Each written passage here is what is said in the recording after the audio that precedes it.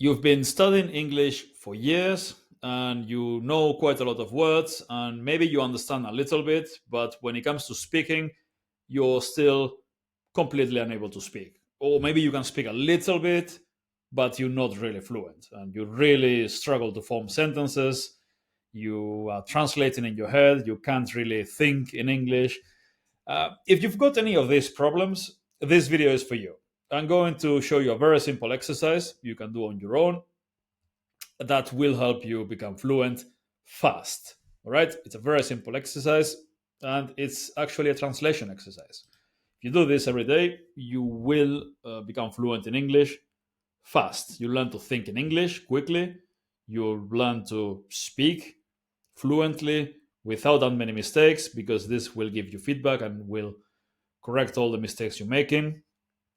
And if you're consistent with it, you will very quickly learn to think in English and speak without that many mistakes. And it's a very simple exercise. Basically, all you need to do is to get these sentences in your native language. Let's say you're a French speaker, so you get sentences in French. If you're a Spanish speaker or whatever, Russian speaker, whatever, then you get them in your language. And you have to translate them into English. So you get a French sentence and you translate it into English. And you get feedback. And that one was very easy. Uh, we got another one. We have to translate that one into English as well. So my brother lives in a small apartment in Paris. If you make mistakes, then you will get feedback. I'll make some mistakes on this one so that you see what happens. I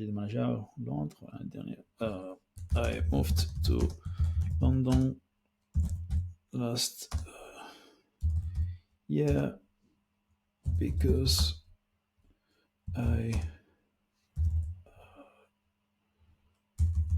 found a new job there. But let's say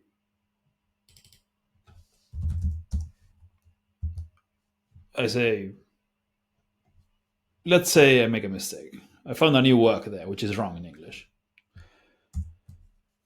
Then you get corrected. Now that's a pretty stupid mistake. You probably wouldn't do it.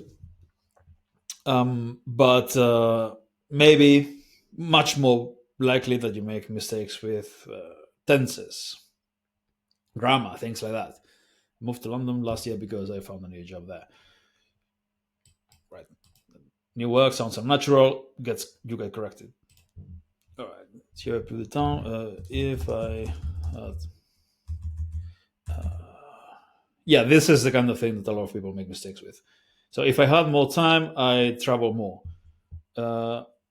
If I would travel more, native speakers make that mistake sometimes in English. Some native speakers. If I would have more time, I would travel more. I would travel, and so. All right, I got the grammar wrong there. So now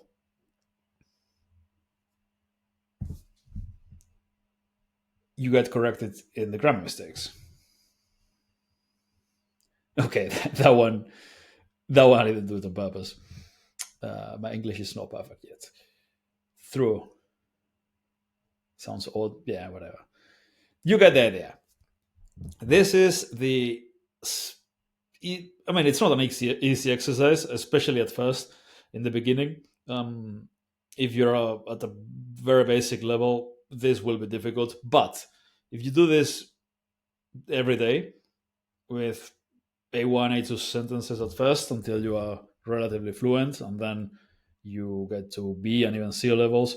But honestly, you don't really need to do C levels if you, because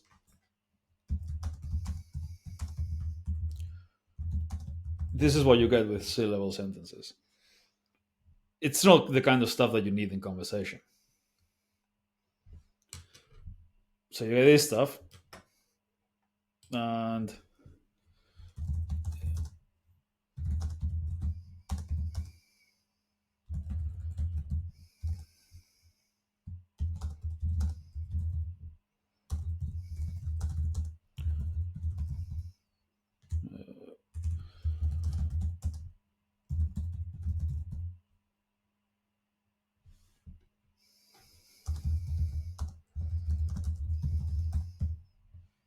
taking and making a decision.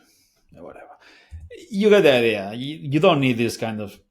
I mean, it's better to be able to use them, but you don't really need them to be conversational or even fluent. The C level stuff is just for, and even B2 level stuff is just for, uh, just to sound fancier, but you don't really need it for fluency. What's important for speaking fluency is speed. Easier sentences, shorter sentences, but to translate them fast and correctly, because and to do it with a lot more of them. This is useful if you're doing exams. If you want to take an exam, and if you're uh, yeah, if you want to get certificates, things like that, then yeah, do this, like, do translation with C level sentences. But for spoken fluency, A2, B1 level sentences max, and do as many of them as possible. Say them aloud, and translate fast as possible. So you develop the ability to think fast in English. And you do this every day, and all that vocabulary that you know in English, you'll just activate it and you'll be able to use it then in conversation. And it's as simple as that, right? I've used French here because whatever, I was doing French earlier today. But whatever your native language is, like, instead of French, let's use, I don't know, Spanish.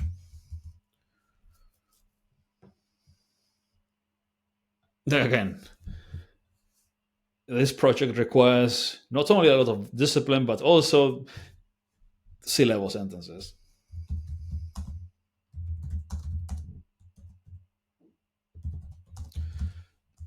I recommend you stick to A level until your spoken fluency improves. Yeah, I have a cat. More useful. Anyway, that's all for today. Translation into English a lot. Do it fast and pay attention to the mistakes. All right, and if you do it long enough, and you do it consistently enough, you'll learn to think in English and you'll speak with very few mistakes.